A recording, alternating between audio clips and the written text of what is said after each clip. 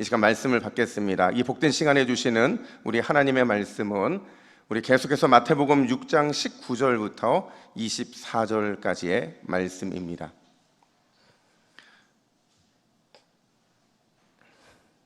신약성경 7면에 있는 마태복음 6장 19절부터 24절까지의 말씀, 우리 팔복산에 올라 15번째 하늘에 쌓아둔 보물이라는 제목으로 오늘 말씀을 받습니다. 우리 19절부터 24절까지 한 절씩 교독해 읽겠습니다. 너희를 위하여 보물을 땅에 쌓아두지 말라. 거기는 좀과 동록이 해하며 도둑이 구멍을 뚫고 도둑질 하느니라. 오직 너희를 위하여 보물을 하늘에 쌓아두라. 거기는 좀이나 동록이 해하지 못하며 도둑이 구멍을 뚫지도 못하고 도둑질도 못하느니라. 내 보물 있는 그곳에는 내 마음도 있느니라. 눈은 몸의 등불이니 이러므로 내 눈이 성하면 온몸이 밝을 것이요 눈이 나쁘면 온몸이 어두울 것이니 그러므로 내게 있는 빛이 어두우면 그 어둠이 얼마나 더하겠느냐.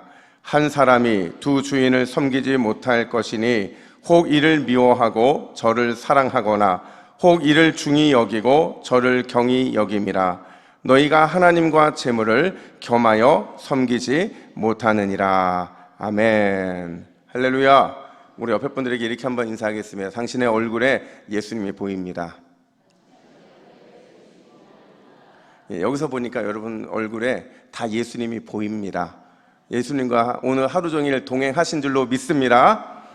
여러분 사진 하나를 보여드릴 텐데요. 이 사진은요 로베르 두아노라는 이 사진 작가의 작품이에요. 이 사진을 보면서 여러분 어떤 생각이 드세요?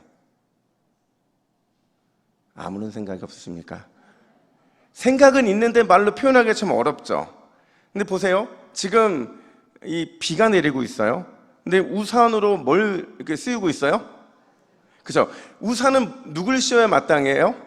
자기를 씌워야 되는데 지금 뭐를 이렇게 씌우고 있는 거예요? 그래서 이게 요 정도 크기의 악기면 첼로입니다. 그러니까 첼로를 이렇게 씌워주고 있는데 여러분 어떤 분들은 이 사진을 보면서 이렇게 생각하실 거예요. 와, 직업의식이 뛰어나구나. 이렇게 생각하시는 분들은 아마도 음악의 조예가 깊거나 아니면 악기를 매우 아끼는 분이 이런 생각을 할 겁니다. 근데 대부분의 사람들은 어떤 생각을 하게 되느냐. 야, 주객이 전도됐다. 여러분 무슨 말인지 아시죠? 이 사람에게는 첼로가 보물이구나 라는 생각을 하게 될 거라는 거죠. 여러분 우리는 누구나 다 보물 하나쯤은 가지고 살아가요. 어떤 사람은 돈이나 또 보석이나 자동차나 이런 특정한 물건이 보물일 수가 있고요. 또 어떤 사람은 인생의 성공이나 아니면 특별한 능력이나 아니면 지식과 같이 특정한 가치가 그 사람의 보물일 수도 있을 겁니다. 그럼 여러분들의 보물은 뭔가요? 어떤 게 여러분들의 보물인가요? 제가 아는 한 권사님은요 진짜 평생 이 돈 모으는 일에 열심을 했던 분이 한 분이 계세요. 근데 가난하지도 않거든요. 먹고 살만한데 정말 악착같이 돈을 이렇게 모으시는 거예요. 새벽 예배 끝나면요 이분은 예배 기도 끝나고 나서 어디로 가는 줄 아세요? 집으로 갑니다. 집으로 가서는 구르마 하나를 끌고서 온 동네를 다니세요. 뭐 하러 다닐까요? 폐지 주우러 다니세요. 그리고 폐지만 줄 뿐만 아니라 봄만 되면요 산에 가요. 산에 가서 나무를 캡니다. 그리고 어디 갈까요? 시장에 가서 팔아요 그거를. 그리고 돈을 이렇게 모으시더라고요. 그러니까 이런 모습을 보는 자식들의 마음이 어떠냐면 우리 어머니 제발 안 그랬으면 좋겠다 이러는데 이 권사님은 늘 이게 반복이신 거예요. 그만큼 악착같이 돈을 버시는데 한 번은 이 권사님이 한 3주 정도, 한 19일 정도 이렇게 입원하셨던 것 같아요. 근데 그 입원을 했으니 교회를 못 나오실 거 아니에요. 근데 이런 분들이 꼭 뭐를 늘 생각하냐면 주일날 와서 해야 되는데 못한 게 있어요. 뭐예요? 그렇죠? 예배는 어쨌든 드리는데 헌금을 못하니까 제가 신방 갔을 때 대신 헌금을 내달라고 부탁하는 거예요. 그럼 저는 뭐 좀 줄 줄 알았어요. 그랬더니 아무것도 안 주고 그냥 헌금 부탁한다는 거예요. 그럼 내 돈으로 해야 되나 이런 생각하는데 이분이 본인 집에 가보라는 거예요. 그래서 제가 어떻게 어디에서 뭘 가져가라는지 궁금해서 갔는데 이분이 어디에 돈을 모아 두셨는 줄 아세요? 제가 한 번 말씀드린 적이 있어요. 그죠? 장판 밑에. 이불을 다 걷어내고 장판을 저 모퉁이부터 쫙 빼는데 쾌쾌한 냄새가 싹 올라오면서 거기에 10,000원짜리가 이렇게 깔려있고 1,000원짜리가 이렇게 깔려있는 거예요. 얼마나 깔았는지 거의 반 정도 잡아 뺐는데도 계속 깔려있는 거예요. 제가 그걸 보면서 이런 생각이 드는 거죠. 야, 권사님의 보물창고는 어디다? 장판 밑이다. 장판 밑이다. 그래서 제가 권사님께 부탁했어요. 권사님 제발, 하나님은 이 쾌쾌한 냄새 안 좋아하신다고, 그러니까 헌금을 좀 깨끗한 거 내시라고 말씀을 드렸는데 그분은 그래도 그게 기쁨인 거예요. 근데 생각해보면 권사님의 평생 보물은 뭐예요? 예, 돈이었던 거죠. 여러분, 다시 묻습니다. 여러분들의 보물은 과연 무엇입니까? 오늘 본문에서 예수님은 이렇게 말씀을 하세요. 우리 21절 말씀을 같이 한번 읽어볼까요? 21절입니다. 시작. 내 보물이 있는 그곳에는 내 마음도 있느니라. 아멘. 우리 너무도 잘 아는 말씀인데요, 이 말씀이 무슨 의미예요? 내가 가장 소중히 여기는 것, 내가 가장 아끼는 것, 바로 거기에 우리의 믿음이 있다는 거예요. 우리 신앙의 실체, 진짜가 그 속에 담겨져 있다는 거죠. 그래서 우리 주님이 오늘 두 가지를 말씀하시는데, 하나는 하늘에 있는 보물이 있다, 그리고 땅에 있는 보물이 있다, 이걸 말씀을 하세요. 그리고 또 하나는 성한 눈이 있고 나쁜 눈도 있다, 이렇게 말씀을 하시는 거죠. 그러니까 서로 대조적인 것들을 드러내시면서 무엇인가 말씀하기를 원하셨던 거예요. 과연 이러한 대조를 통해 우리 주님은 오늘 무엇을 말씀하시느냐? 첫 번째로요, 여러분, 예수님께서는 우리가 영적인 환전상이 되어야 한다라고 말씀을 하세요. 영적인 뭐가 되어야 된다고요? 환전상. 발음하기 어렵죠? 영적인 환전상이 되어야 된다고 말씀하시는데, 이건 제가 하는 말이 아니고요, 초대교회 교부였던 오리겐이라는 사람이 한 말입니다. 여러분, 환전상이 뭐 하는 사람이죠? 그렇죠. 외국 돈을 자국 돈으로 바꿔주는 사람이죠. 자국 돈을 외국 돈으로 바꿔주면서 그에 따른 시세 차익을 남기는 사람, 그 사람이 바로 환전상이에요. 우리 그리스도인들이 그런 존재라는 거죠. 잘 들으세요. 우리 그리스도인들은요, 세상의 보물을 하나님 나라의 보물로 바꿔주는 존재라는 거예요. 이해하셨어요? 우리 그리스도인은 세상의 보물을 하나님 나라의 보물로 바꾸어주는 존재, 그게 영적인 환전상인 우리라는 거죠. 그러기 위해서 오늘 반드시 기억해야 될 중요한 일이 하나가 있는데, 그게 뭐냐? 우리 19절 상반절과 20절 상반절 말씀을 화면 보시고 같이 읽습니다. 시작. 너희를 위하여 보물을 땅에 쌓아두지 말라. 오직 너희를 위하여 보물을 하늘에 쌓아두라. 아멘. 여러분, 우리가 영적인 환전상으로서 중요한 일을 해야 되는데, 그게 뭐냐면 공통된 표현이 있죠. 너희를 위하여, 오직 너희를 위하여. 이게 무슨 뜻이냐면요, 진짜 나를 위한 게 무엇인지를 분별하는 게 반드시 필요하다라는 거예요. 그러니까 우리가 영적인 환전상의 역할을 감당하기 위해서는 이게 진짜 나를 위한 것인지 나를 위한 것이 아닌지를 분별해서, 나를 위한 것이라면 열심히 그 일을 해야 되지만 하나님 나라 백성으로 살아가기에 방해가 되는 것이라면 과감하게 포기할 수 있어야 된다라는 것을 말하고 있는 거죠. 여러분, 당시는요, 이 보물과 관련돼서 늘 고민거리가 하나 있었어요. 그 당시 사람들에게 있어서 보물은 있었어요. 근데 이 보물을 어떻게 보관해야 하느냐 하는 것이 늘 보물이 있는 사람들의 숙제였다라는 거죠. 그러다 보니까 몇 가지 방법들이 그들 가운데 있었어요. 첫 번째가 뭐냐면 의복을 모으는 거예요. 그러니까 특별히 여기서 의복이라는 것은요, 겉옷을 말해주는 거거든요. 그 당시 사람들에게서 겉옷은 보물 몇 홀까요? 1호입니다. 1호. 이 겉옷이 없으면 모든 게 불가능하기 때문에 겉옷은 보물 1호였어요. 따라서 겉옷이 많다는 거는요, 그만큼 넉넉하고 부유했다라는 것을 의미하는 겁니다. 근데 문제는 뭐냐면, 여러분, 겉옷이 아무리 많아도 이 의복의 상태가 변해요, 안 변해요? 변하죠. 6개월이 지나면 6개월만큼 변하고, 또 1년이 지나면 1년만큼 변하는 게 의복이라는 거죠. 특별히 어떻게 변하느냐? 여러분 좀이라고 아세요? 좀 아세요? 예, 좀이라는 것이 아주 조그만 벌레인데 이게 의복에 침투하면 의복을 어떻게 해요? 갉아먹죠. 그래서 의복에 구멍을 뻥 뚫리는 거죠. 그러니까 결국에는 의복으로 불을 쌓으려는 사람들은 결국 실패를 했다는 거예요. 그 다음 방법이 뭐였냐면 곡식을 쌓아놓는 거예요. 많은 곡식을 징해 놓는 거죠. 근데 이것도 만만치가 않아요. 왜냐하면 쥐라든지 다른 동물들이 이 곡식을 갉아먹기 때문에 그런 거죠. 뿐만 아니라 곡식은 오래 쌓아두면 쌓아둘수록 어떻게 변해요? 그렇죠. 상하죠. 맛이 변하고 색깔이 변해버리죠. 이것도 결국 실패하는 거예요. 그들이 마지막으로 선택한 방법이 뭐냐?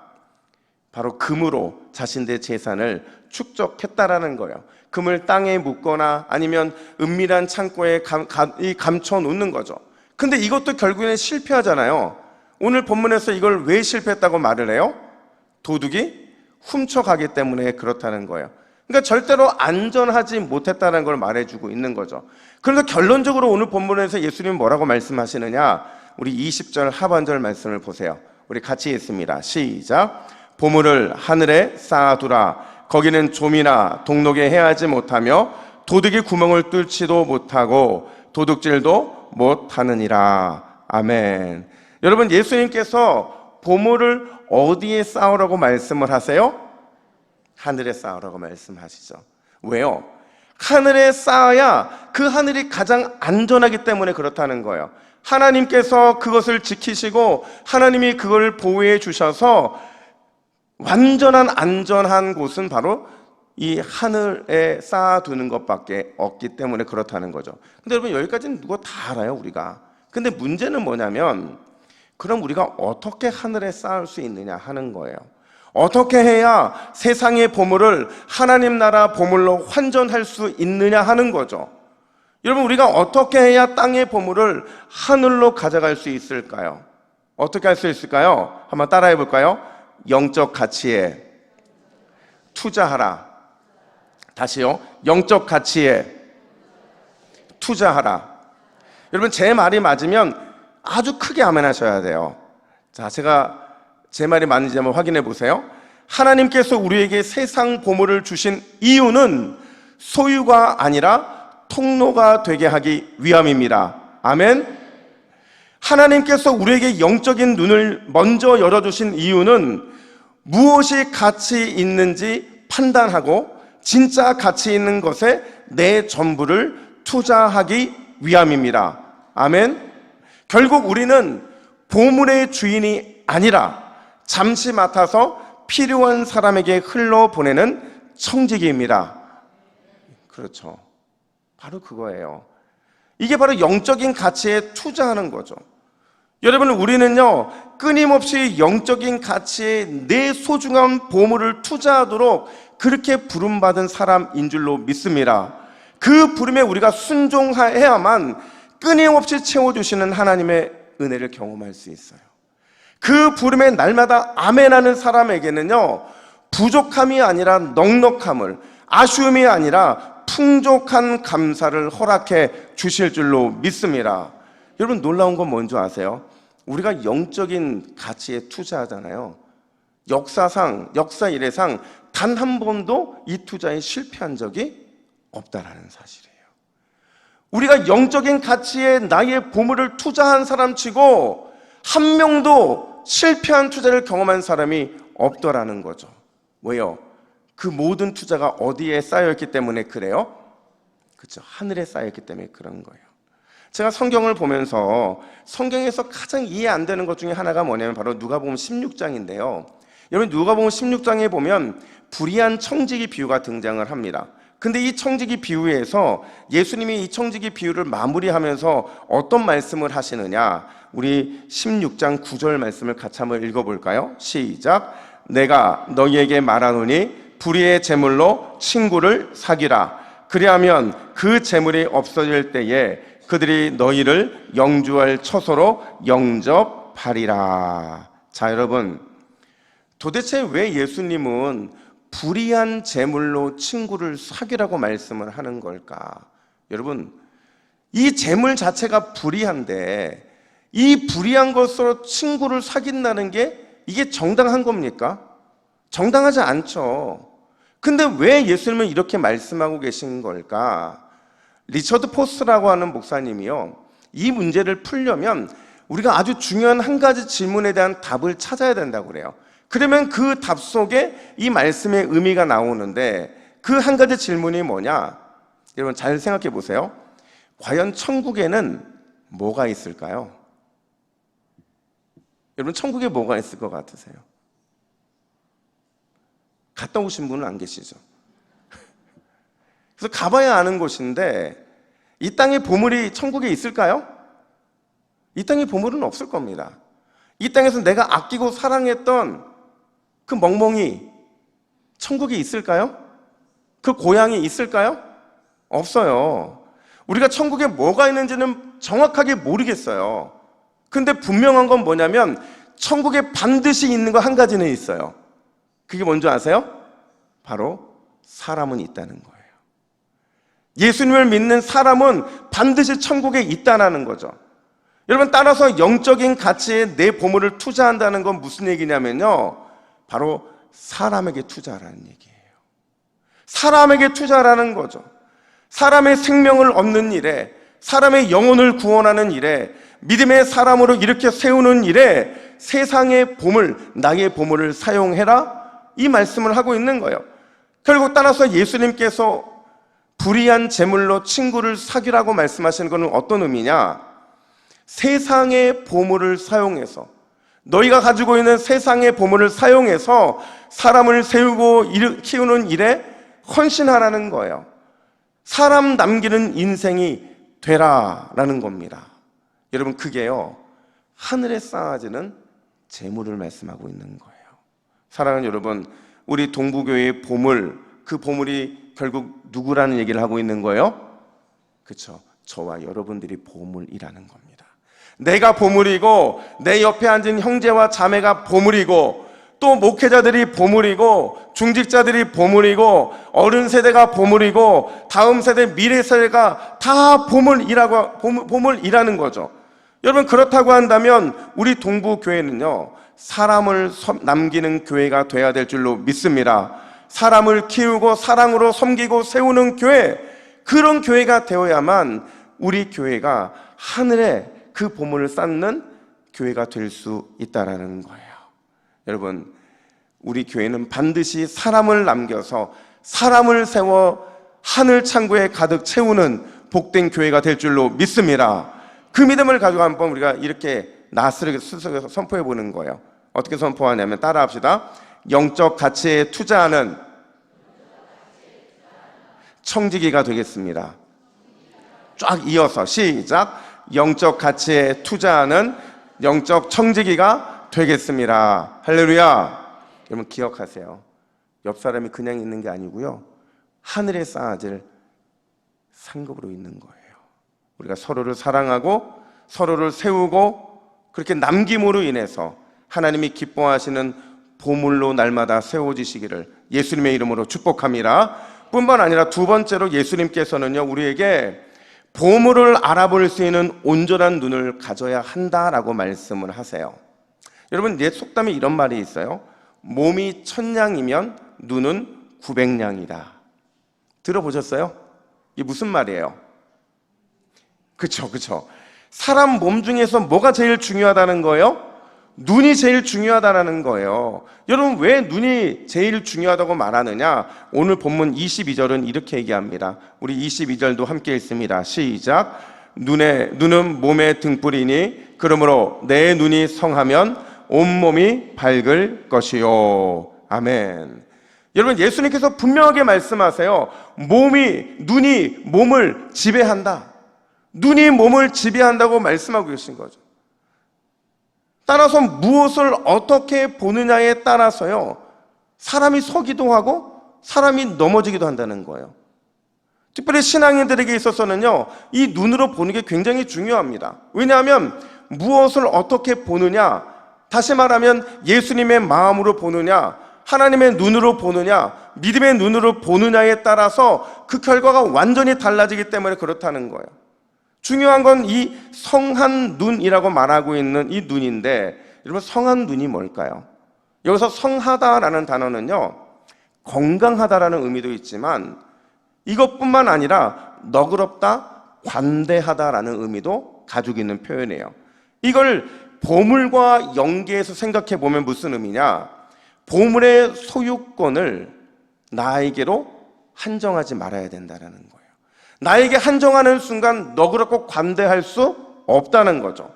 다시 말하면 보물의 소유권을 날마다 필요한 사람에게 넘겨주고 보물을 항상 선한 일에 사용하게 하는 것, 그게 바로 그렇게 살아가는 사람의 마음의 상태, 그게 바로 성한 눈이라고 말하는 거죠. 그럼 반대로 23절에 보면 나쁜 눈이 등장을 하거든요. 여러분, 이 나쁜이라는 표현은요, 바꿔 말하면 악한이라는 뜻이 돼요. 그러니까 물리적인 눈이 나쁜 게 아니라 악하다라는 거죠. 무슨 의미냐면 늘 보물에 집착하고 보물을 나에게만 제한하고 내 생각과 계획대로만 한정하여 살아가는 것, 그게 바로 나쁜 눈, 그 눈을 가진 사람의 모습이라는 거예요. 우리 주님은요, 분명하고 확실하게 오늘 본문에서 말씀하세요. 뭐라고 말씀하시느냐? 24절 말씀을 같이 한번 읽어볼까요? 시작. 한 사람이 두 주인을 섬기지 못할 것이니 너희가 하나님과 재물을 겸하여 섬기지 못하느니라. 아멘. 여러분, 한 사람이 몇 주인을 섬기지 못한대요? 두 주인을 섬기지 못한다고 말을 해요. 하나님과 재물을 겸하여 섬길 수 있다 없다? 없다는 거죠. 그러니까 하나만 선택하라는 거예요. 이 하나만 선택하는 것을 앞에 말로 다시 환원시키면 성한 눈으로, 즉 너그럽고 관대한 눈으로 날마다 보물의 소유권을 점점 확장시켜 나아가든지, 아니면 나쁜 눈, 즉 악한 눈으로 내 보물에 집착하며 살아가든지, 둘 중에 하나만 선택하라, 그 말을 하고 있는 거죠. 이철환이라는 작가가 있어요. 여러분 한번 들어보셨어요? 예전에 아주 유명했던 연탄길이라는 책을 쓴 작가인데요, 이 이철환이라는 작가가 굉장히 따뜻한 글을 쓰기로 유명하신 분이에요. 근데 이분 굉장히 몸이 아픈데도 그렇게 사람의 마음을 울리는 그 은사가 있어요. 근데 이분이 신한계라고 하는 기독교 잡지에 어떤 한 글을 썼는데, 제가 그 글을 이렇게 보고 있다가 야, 이분 참 대단하다. 왜 그렇게 생각하냐면, 하루는 이분이 산책을 하다가요, 이 벤치에 앉아가지고 멍하니 있는데 밤에 달빛에 이렇게 다람쥐 한 마리가 내려오는 게 보이는 거예요. 근데 다람쥐의 볼이 이만해져 있는 거예요. 왜 그럴까요, 여러분? 그쵸. 도토리를 여기에 넣고 온 거예요. 그래서 이 철환이라는 작가가 야, 오늘 드디어 이 다람쥐가 도토리를 먹는 걸 보겠구나, 어떻게 까는지 한번 봐야겠다, 이러고 유심히 보고 있는데, 이걸 하나를 빼내고 또 하나를 빼내더니 딱 들고 있다가 주변을 살피더니 갑자기 그걸 내려놓고 땅을 막 파더래요. 그러니 그 내려놓은 이 도토리를 넣고 다시 덮더래요. 그러고는 확 사라지더라는 거죠. 그걸 보면서 이 이철환이라는 작가가 이런 생각이 들었다는 거죠. 야, 다람쥐도 참 인생 무의미하게 헛고생하며 사는구나. 왜 이런 생각을 하냐면요, 여러분, 다람쥐는요 엄청나게 많은 도토리를 여기저기에다가 다 묻어 놓습니다. 근데 여러분, 묻어 놓은 도토리를 그들이 다 기억했다가 거기서 꺼내 먹을까요? 아니죠. 여러분, 우리도 철친한 옷에서 5만 원짜리도 발견되고 만 원짜리도 발견되고 그러잖아요. 우리도 기억 못 하잖아요. 그러니까 도토리를 더 기억 못 하는 거죠. 그러니까 그걸 보면서 기억도 못하는 그 도토리를 땅에 이 감추기 위해서 죽을 위험을 무릅쓰고 내려와서 도토리를 묻는 모습을 보면서 참 저 다람쥐 헛고생하면서 무의미하게 산다, 그렇게 생각을 했던 거죠. 근데 바로 그때 본인 마음에 하나님께서 이런 마음을 주시더래요. 어떤 마음이었냐면, 얘야, 그건 무의미한 게 아니야. 훗날 다람쥐가 감춰둔 땅속의 도토리가 싹을 틔우고 또 세월이 지나서 커다란 도토리 나무가 되면 다람쥐의 새끼들이 먹고 살아갈 맛있는 도토리가 거기에서 열리기 때문이야. 그러니 이 얼마나 의미 있는 일이냐라는 마음을 하나님이 주셨다라는 거죠.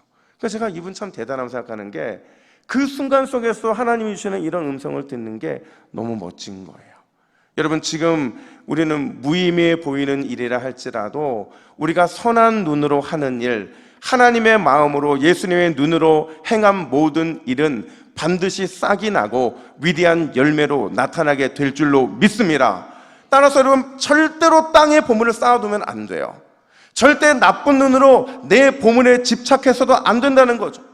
오히려 하늘의 보물을 쌓고 필요하면, 어떤 목사님이 이런 표현을 쓰시더라고요. 필요하면 미리 송금도 하늘로 하면서 선한 눈으로 내 보물을 나눠주고 선한 일에 사용하면 반드시 그 열매는 몇 배요? 30배. 몇 배요? 60배. 몇 배요? 100배로 나타나게 된다라는 거예요. 여러분, 우리가 하나님 앞에 날마다 하늘 창고에 우리의 모든 것을 다 올려드리면 하나님께서 30배, 60배, 100배의 결실을 허락해 주실 줄로 믿습니다. 왜냐하면 주님께서 이런 약속을 하셨거든요. 우리 마태복음 25장 21절 말씀을 같이 했습니다. 시작.